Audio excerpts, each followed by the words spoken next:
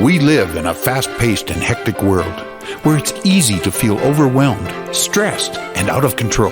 How do you manage all the competing pressures without losing sense of yourself?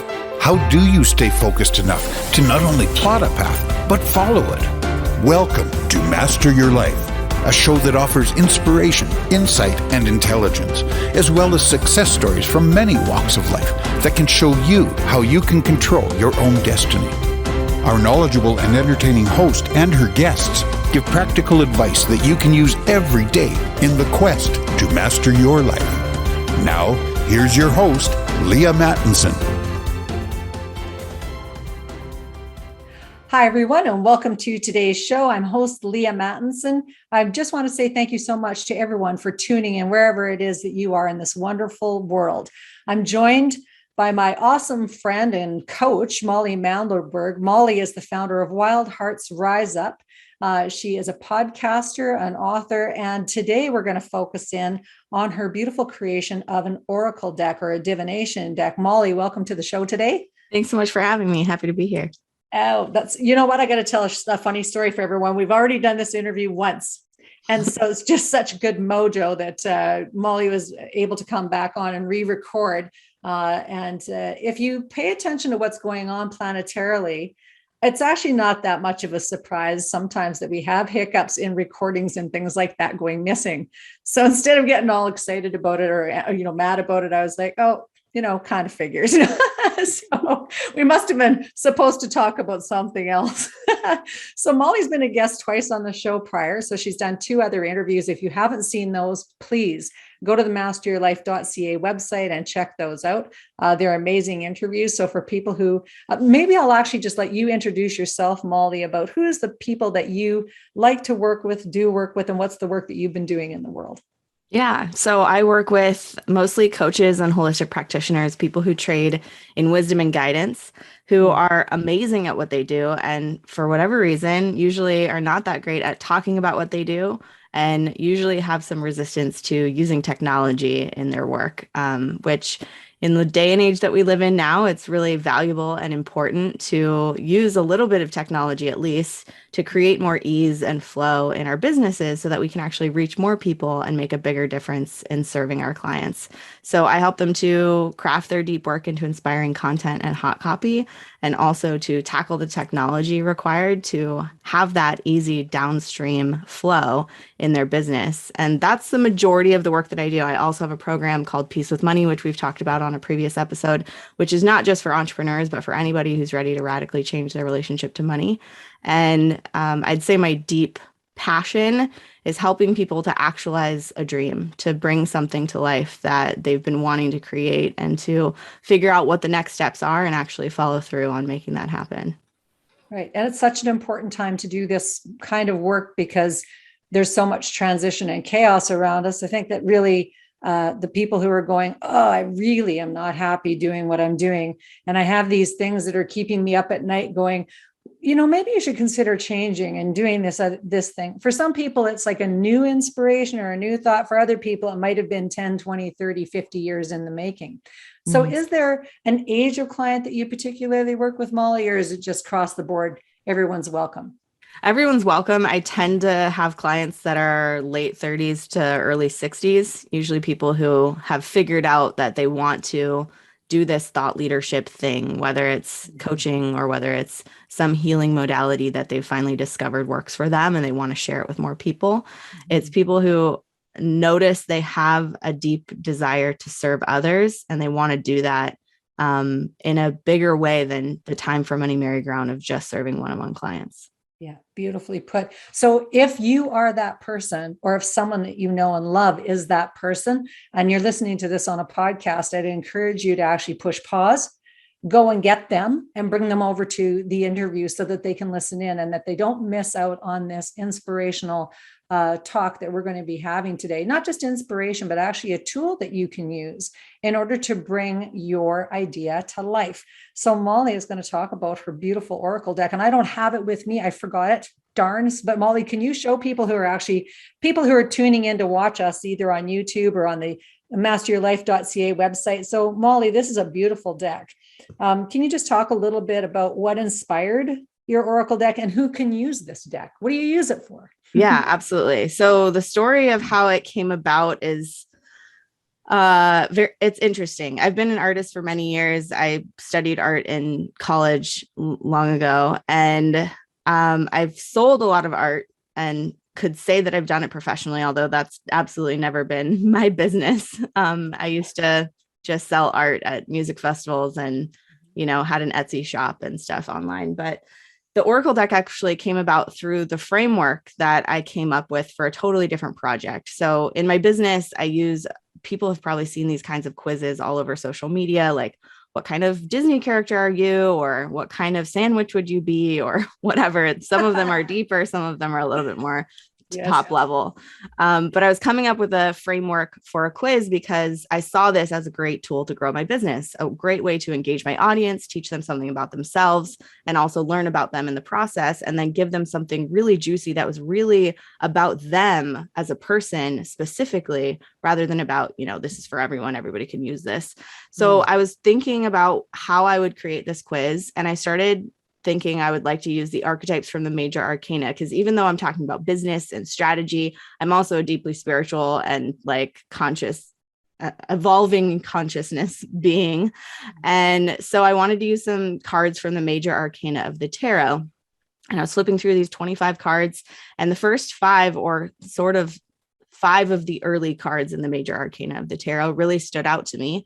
And I started studying those cards and digging into them. And a friend of mine knew I was doing this and actually told me, she's a Kabbalist, she told me that the major arcana of the tarot is actually directly related to the tree of life, the Kabbalah. And the Kabbalah is basically a framework for how an idea becomes manifest, how something that we're inspired about actually finds its way and into trickling into this physical reality and becoming something tangible that we can see or talk about or do or be. And so that idea turned me on so much that I thought, okay, this is great. And I studied into that a little bit more, looked into the tree of life and the Kabbalah, and this framework just kind of it sort of went down that journey itself into my life. And I ended up using those archetypes for my quiz. I ended up writing a book with those as the 5 sections of my book, maybe 6 sections, I forget.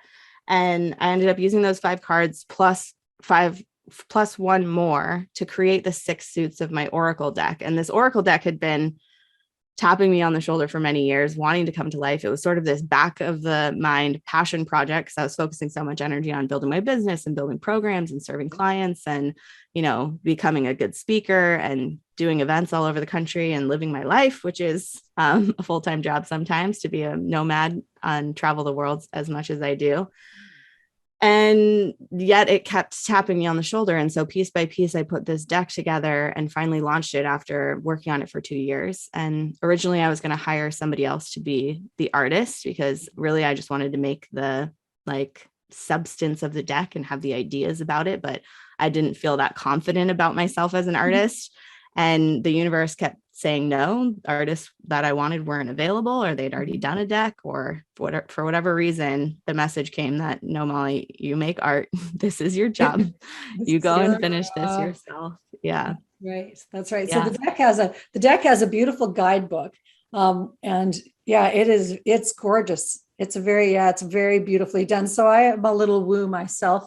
And so my friends would attest, in family, that I've been into the card thing for quite decades. So that I think they have really got a place for helping us to not let things die on the vine and focus our attention. So I love the kind of parallel with the tree of life, because that is the idea of, is this thing for me or not for me? Having all these great ideas, but what's the thing for me to actually grow and do and not let die on the vine? And I think a lot of people, when they're thinking about mastering their life, which is what this show is about, is they have a internal yearning to close the gap between what it is they see for themselves and where they are in their life right now. Mm-hmm. And so this is part of one of the things, a tool of that you can use in that process to really help you close that gap and to become very conscious about what it is that you're creating each day. So I love your example of your artwork. And if people did grab a deck, you can see that each card is, it's like they're beautiful because they're done very uniquely. What was the medium that you used to actually make your cards? Yeah, they were pencil drawings that I inked, and then colored pencil is what I used to color them, which is historically what I usually use for art. And I'll just show a couple cards while Yeah, they're gorgeous. people are checking in. And you asked about who this deck is for, and that's a really great question because I think, I've talked a little bit already about serving entrepreneurs. While entrepreneurs are the kinds of people who absolutely have big ideas and want them to come to manifest, so they would be great for them, they're not necessarily that business minded. Some of them talk about leadership, some of them talk about money and actualizing and allowing money into your life, but they're really for anyone. And I had somebody when I was first sharing the test deck at Burning Man, when I had the test deck.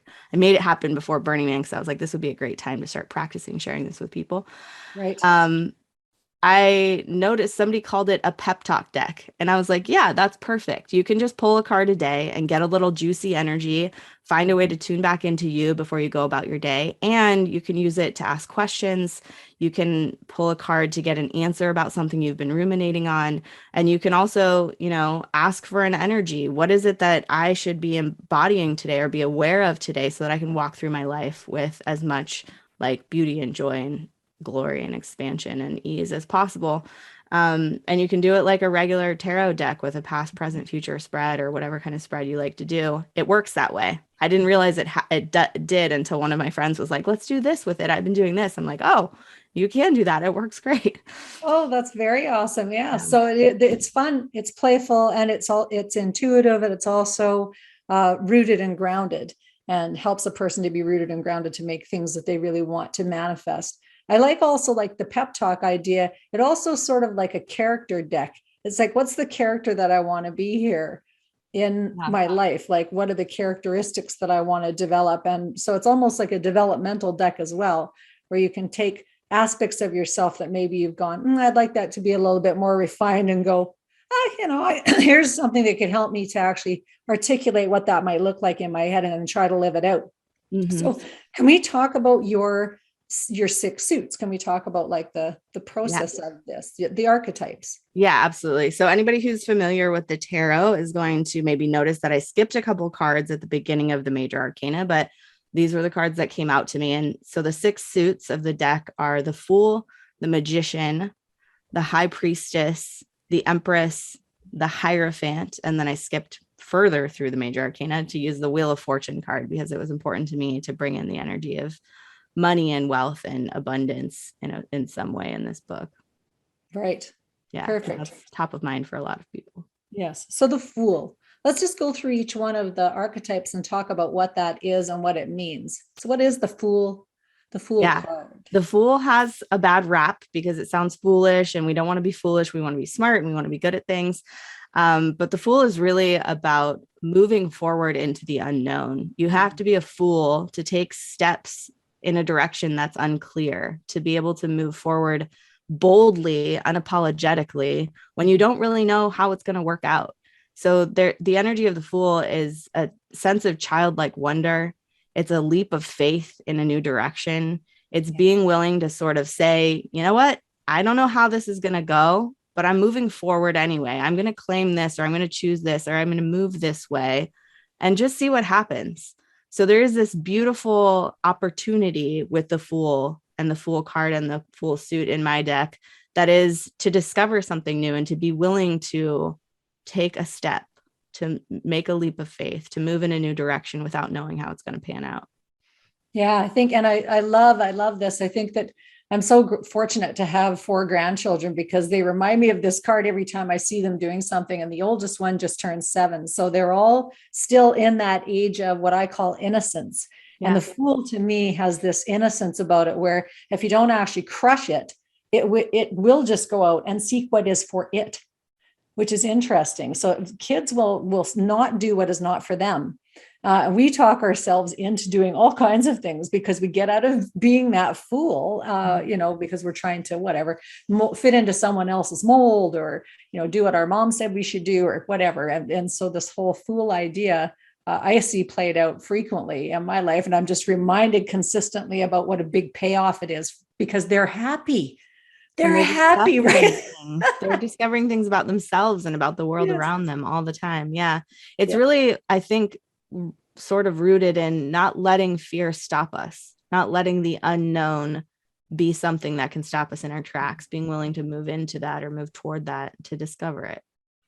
So would you say for you, do you have any experience of kind of waking up in that Fool energy every day or every moment? Or I'm very, yeah. And that's the thing about this stuff is it feels like it's a path that we're walking between these cards, but really it's so cyclical. There's foolishness, there are fool opportunities all day long, every day.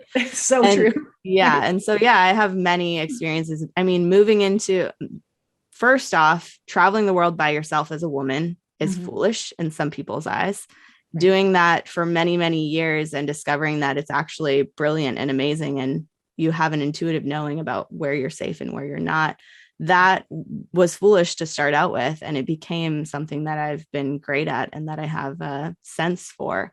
Moving into a van when, the normal person would live in a house and, work the normal job. Becoming an entrepreneur was foolish.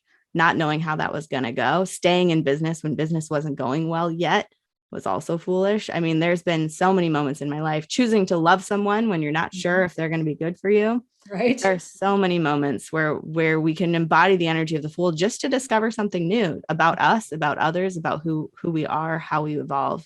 There's plenty of Fool energy in my life for sure. I love it. And I think when we get really good at this, that we see the Fool and allow the Fool in other people also. Yeah.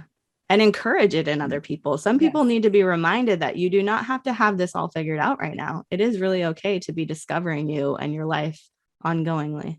Yes, exactly. Beautifully put. Love that. Love that. So what's the second card? We've got the Fool and then the Magician. The Magician. Tell us about the Magician. Yeah. So people think of a magician as somebody maybe who's got it figured out, but really the magician is an explorer. It's the one discovering things. It's about getting resourced and like acquiring tools. So for the entrepreneur, this is maybe the phase where you discover and start to master your modality, where you start to really explore and dig into something that interests you so that you can have an acumen with it, so that you begin to build that expertise. For an example, writing a book, the magician phase is where you start to think about what's going to go into the book. Who am I going to bring into this book? Or what's the outline going to be? What do I need to know to make this, the thing it's meant to become? Mm-hmm. So it's really about learning and discovering and getting geeked out on the tools that you're learning. And a magician is always, practicing new things or learning new magic tricks or spells, or depending on how you view a magician, building that expertise in such a way that you can actually begin utilizing it and making magic happen in your life. So is this also the phase where being resourced financially comes in? It isn't really. The Wheel of Fortune is where I've talked more about the money stuff. Yeah. Okay, wait for it. Don't let the cat out of the bag. Just don't want to miss it. Yeah. We're supposed to. No, okay, not yet. All right. So we're just getting resourced. So that can be becoming an author or a good writer, maybe like a good writer or a good podcaster or a good gardener or a good parent or a teacher of the million things.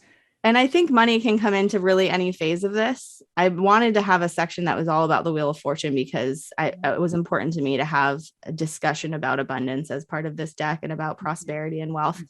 And the magician is investing in tools. It's definitely about, going to that workshop or digging into that class or investing in a coach or support system so that you can really be supported and held accountable to start learning this thing in a serious way. Right. And one of the things that when I really appreciate this, because I think that a lot of times people will say they don't have time to do stuff, but when you are actually inspired to do it, that it's from the foolish place of that. And then you are looking at, how do I get myself resourced? If it's really for you, you turn off the TV, you make the bedtimes for the kids reasonable so that you can actually put in the time that you have in your heart to become good at whatever it is that you're doing. I didn't watch TV for years after getting the diagnosis of Huntington's disease because I wanted to be well. And so I just went, what are all the things that I need to know? And I, reached out to every single teacher I could find and, really did think about how am I going to be well? So it's like and all of that stuff came, but I invested the time to do not only the learning, but the practices then to make a well body and mind. So people can do this. Yes, time is not finite. No. And I will give you a great example of that right now in my life. My brother is working full-time running a restaurant. He has 4 children, which he's a very active father in their life. And he managed to just launch a book and become a best seller on Amazon in the first day. So you make time when you're inspired, when you know that something's supposed to come forth and be born from you, you find a way to make it happen. And if it feels like you can't, then start asking, how can I? Right. Well, can we give a little support to the big brother with the 4 kids? What's the name of the book? The book is called Little Black Book of Serving and Bartending. So anyone who's in the restaurant industry and maybe is or is not into personal development, this is an amazing book. At the very least, to increase your tips, at the most, to change your entire life and become a better person and either move up through that industry or find your way into a better gig or out of it. But to rock that as a lifestyle, because he's got a lot of expertise in that field. That's so great. And what's his name? Nick Mandelberg.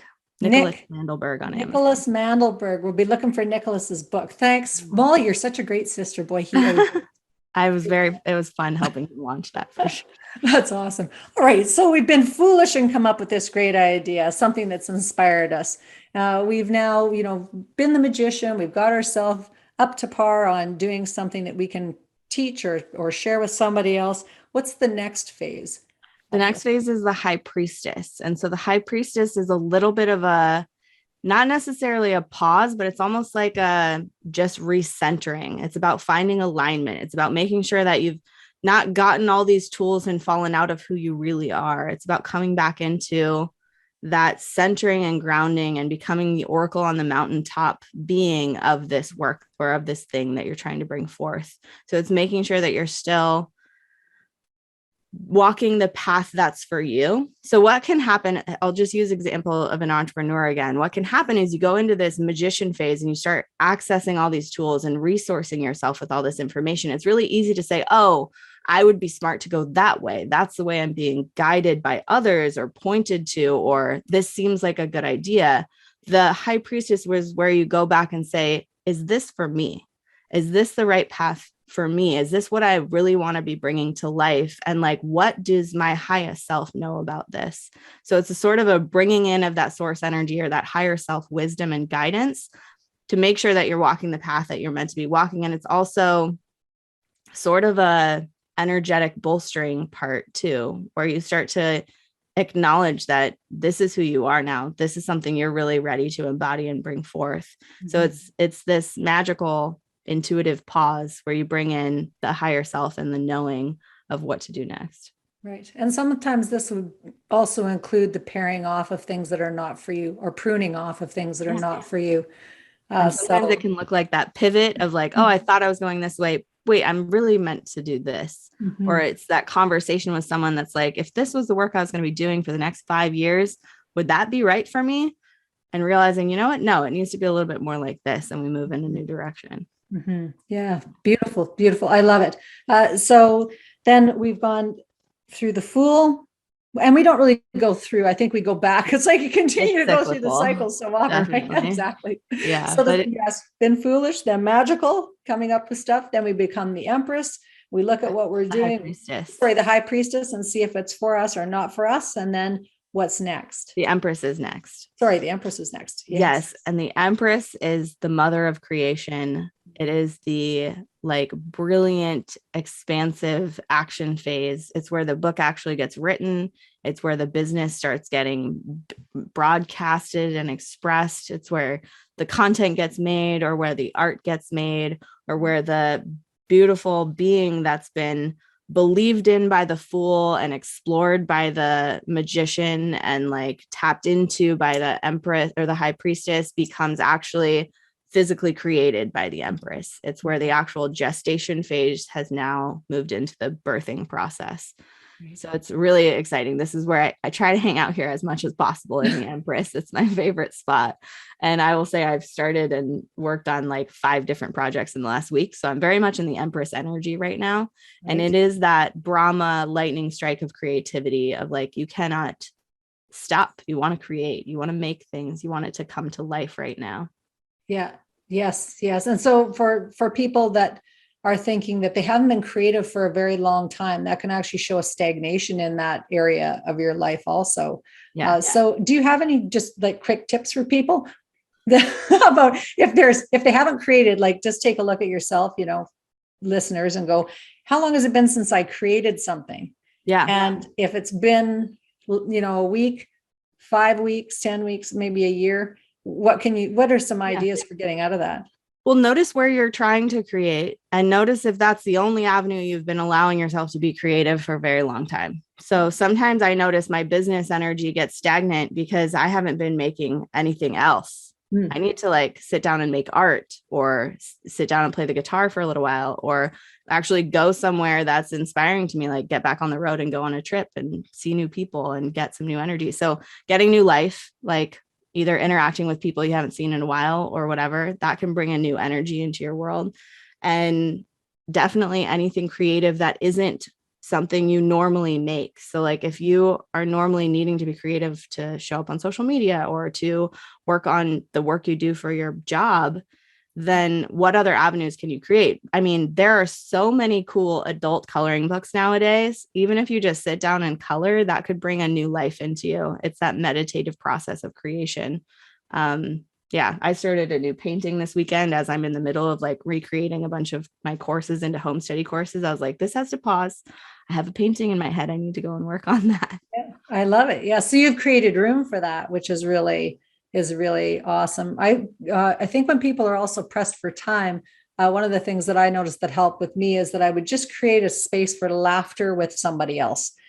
Because even in that, there has, sometimes you get on doing multiple Zoom calls as an entrepreneur, serious business meetings, like even your training can be very intensive. And there's lots of failure in entrepreneurship. There's lots of failure in life. So if you're not tapping into the creative energy, it can be draining and actually prune off that tree of life idea long before it's time. So that's part of actually our own nurturing process, is getting creative. So let's talk about that for one more second, because if you think you're too busy to have any creative energy or time in your life, it's likely that you're running yourself kind of low energetically on like the vibrancy of life. And there's an amazing book about this called Rocket Fuel, which talks about the like highest performing CEOs and the like top level athletes. They do not sprint all the time.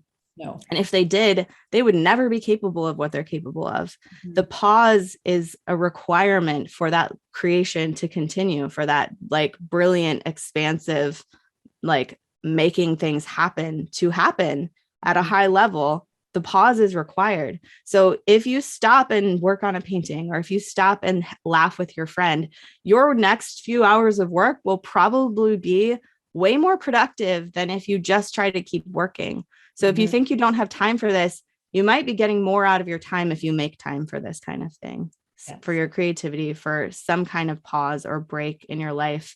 It's required for us to get back into like more inspired action. Right. I love that. It's more inspired action as opposed to that forced action. So, and they're very different feelings. So one is so free and easy flowing, and the other one is like you're trying to drag a log up a hill. So that's really great. Okay, so we've gone through the Fool, the Magician, the High Priestess, the Empress, and now, ta-da, what is next? The Hierophant is next. So the Hierophant is like, if you think about the hero's journey, I like to think of this navigation as a hero's journey. The Fool sets out on it. We go through the Magician, the High Priestess, the Empress is making things happen. The Hierophant is the one coming home to share with the people. So this is where the thought leader becomes the thought leader. It's where the speaking actually happens, where we come back to teach people about what we've learned or share what we've created. It's sort of the like broadcasting phase of like, now I've learned something, now I've become something, now I know something. And I want to share that with people and actually either teach it or like bring people into the story of it so they can learn what I've learned from it. So the Hierophant is really that teacher, leader, mentor, guide energy. Yeah. Yeah. I think this is so incredible because it's such an incredibly good conversation, because a lot of people think that is years off in the making, this idea of the Hierophant. It's likely everyone is doing that in some way right now. Yeah. So it's like that, taking credit where credit is due. Yes. And if you think that's way off in the future, where are you not acknowledging the way that you're leading right now? That could be leading your children. That could be leading your dog. That could be leading, one friend who needs support and you're there for them. Mm-hmm. There are so many ways that we bring our wisdom forth. And when we start acknowledging that, the timeline of us getting to where we think we want to be gets a lot shorter, because we start to acknowledge that we already are that person we want to become. Mm-hmm. And when that happens, there's a compounding effect that makes it all actualize faster. Yeah. Yes. And one of the things when I was going through your deck also came up for me was that in our age group, a lot of us missed the opportunity to teach our children because we were working. And so there was this very odd hiccup where we've got a generation of kids that haven't learned family recipes, that haven't learned the techniques that our ancestors taught us generationally, all the things that were passed down that are really that Hierophant energy. And, that my daughter said to me, so she is a beautiful gardener, a really excellent mom, like all this stuff, but I didn't teach her it. My mom did. And so thank goodness that she did, because that would have actually been completely lost. And in her generation, there's nobody that cooks. Like, she's the only one. Everyone comes over to her house. So there's this whole massive void of things to be taught and to pass down. So I think there's a lot of opportunities for people to actually share the things that they know, without going for a ton of training. Also, just going, well, what are other people asking you for, and can you find the time to do those things? Yeah. And what's wanting to come through you? What are you really excited to share? What's been tapping you on the shoulder in those wee hours between sleep and waking? Mm-hmm. That's like, I should really make that happen. Right. First off, don't shit on yourself, but like, what would you like to make happen? Right. Exactly. Yeah. Right. Beautiful. All right. So we've got the Fool, the Magician, the High Priestess, the Empress, the Hierophant, and then we have the Wheel of Fortune is what I brought in as the sixth card for the deck. And that is, I mentioned earlier, I created a course called Peace with Money. And it's really, the Wheel of Fortune is about bridging that gap between what we've been told about money and finances and what's really actually true. That money is an energy. It's an energy that's willing to come and play with us. It's not bad or wrong or the root of all evil. It's actually a resource. It's a tool. It's a teammate almost that can enhance our lives and can help us to change the world faster if we're willing to be people who have it and who treat it well and who utilize it in powerful ways. So the Wheel of Fortune is about abundance and prosperity and like wealth and allowing ourselves to receive above all. That's so powerful. And because a lot of times the woo stuff doesn't really address this money issue. So people will go, oh, this is all just about spirituality and, getting your inspiration and having a good idea. There's a million good ideas, but they fail because people don't actually believe that they can that they can resource it, whatever it is. And there's a lot of misconceptions about that money is evil or money is wrong or bad. Money has no point of view. Money is just where it's required and where it's allowed. And it's an amazing tool in this reality to create energetic exchanges and to dynamically shift things. Mm-hmm. So yeah, I think that where spirituality shunned money is one of the reasons that let me rephrase that. When spirituality stops shunning money, right, that's when we'll really be able to change the freaking world, because in this reality, money is one of the biggest energetic exchanges we play with. And when the healers and the spiritual warriors begin allowing money into their lives, we have more vote in how this world goes that way. Yeah. And the other big energy is sex energy. Yeah. So money and sex energy both have been quite hijacked. And and they're very much related. Yes. Yeah. So can you give a sample? We've got about 10 minutes left, just of like a couple of really great stories of clients who've used the cards, who've had what their journey has looked like. Yeah. I mean, yeah, definitely. One of my dear friends, John Ashford, beingjohnashford.com, I will plug his website. He's an amazing healer. He is one of the most interdimensional men I've ever met in this reality. And he pulls a card and shows it on social media on a regular basis. He's actually about to build a program where he uses my deck as the basis of the transformation of his program, which is really exciting. But he gets so much attunement with it when he's feeling like he's lost his way, or like he's disconnected from his own magic. He pulls a card and it's like a divine intervention for him of remembering who he is and how he wants to show up in the world. And to the point that he's actually building a whole course around it. And we had to figure out an affiliate arrangement for him so that was good for him. But yeah, he's probably the biggest fan of my deck professionally in the world. I also have a whole lot of friends who pull a card every single day. And it's like before they get up and start their day in the world, they want to tap into whatever that is for them. And I will say, I made this, and I also don't take full credit for it because I believe in some ways that it was channeled through me, and that I'm surprised at the words that I read in this book sometimes because I don't feel like that really was me writing it. Right. Which is pretty cool. Yes.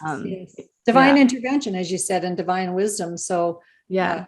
So there are people who use it as a practice and who find a lot of alignment and grounding and centering because of that, because of having that as a device in their lives, which is so satisfying as a maker of it to know that people are getting so much out of it. It's really fun.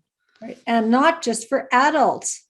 I want to it's not just for adults. I had the deck out when the grandkids were over visiting, and the older ones picked out cards and were talking about what was on the cards. It was a very interesting conversation, and just to pique their awareness about, this is this and this is that, and what does that mean from their perspective, not me weighing in on what or explaining, right? So letting them actually look at it and contemplate, which is then the development of consciousness in our little ones. Can change the world also.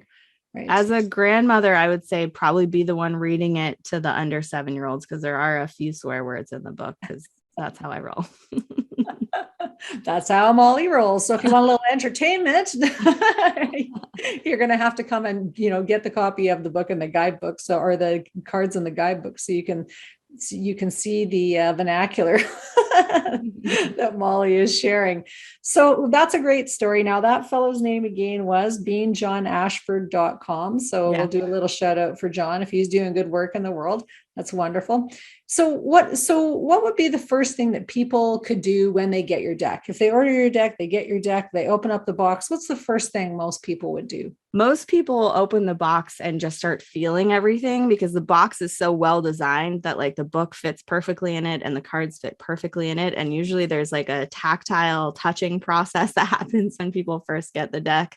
But begin just sort of holding them and feeling into them, and maybe looking at the pictures and just getting a sense of, what a contribution these images may be in your life before you even dig into what the content of the book is about. Mm-hmm. There are 6 shadow cards in the deck, because I feel like it would be missing something if there wasn't at least some balance of the light and dark. But when you go into the guidebook, even the shadow cards are going to be inspiring and point you to something greater.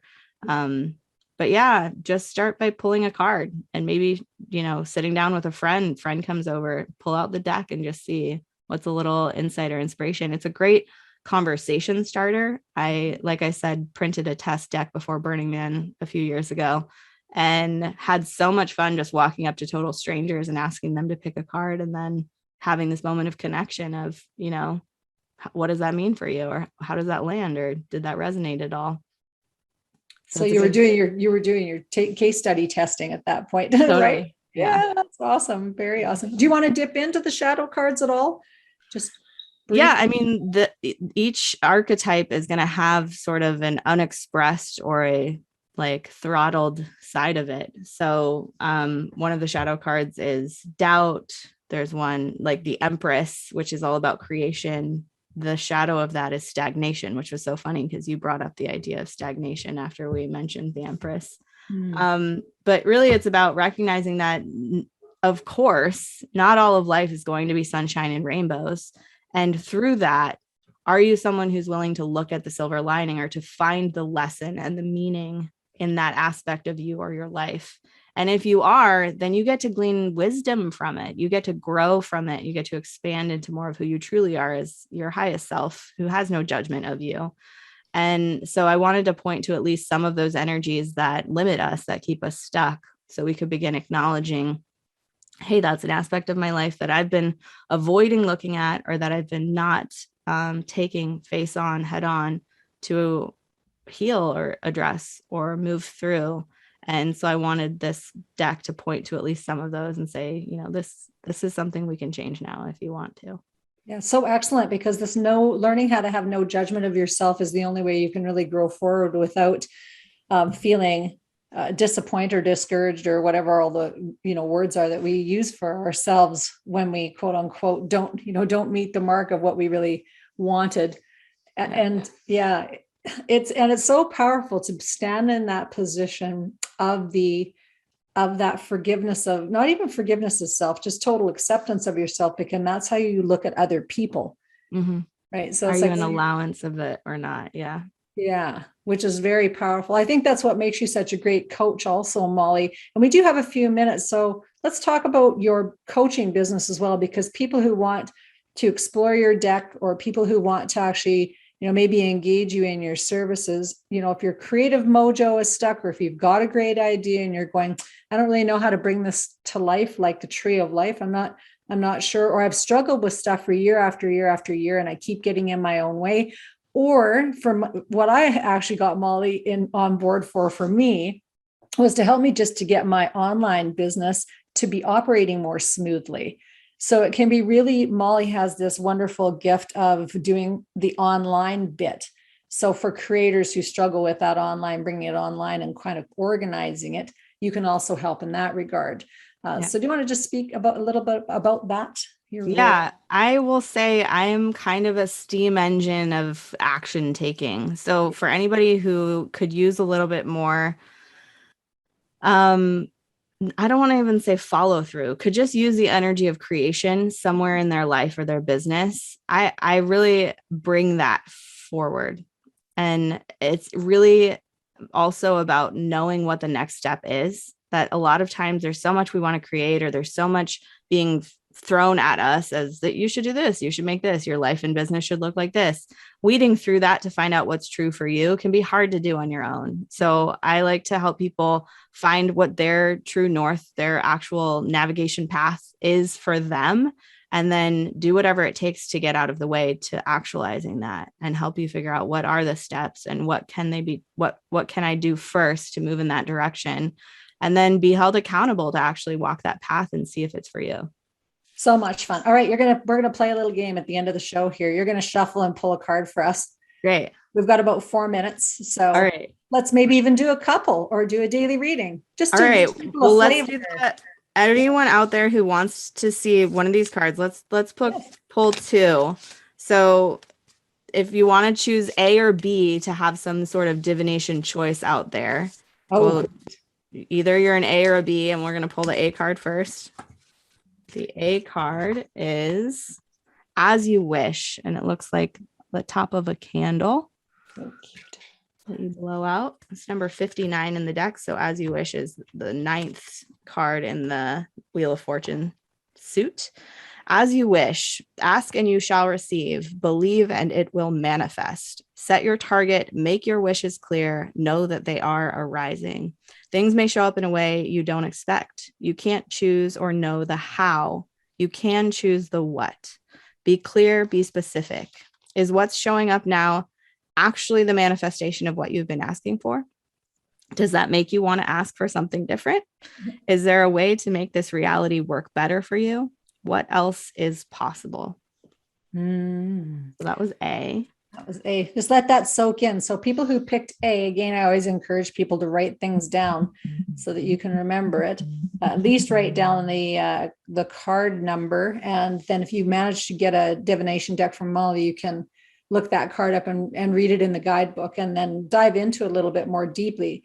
Because I really do think that that things don't pass you by that are meant for you.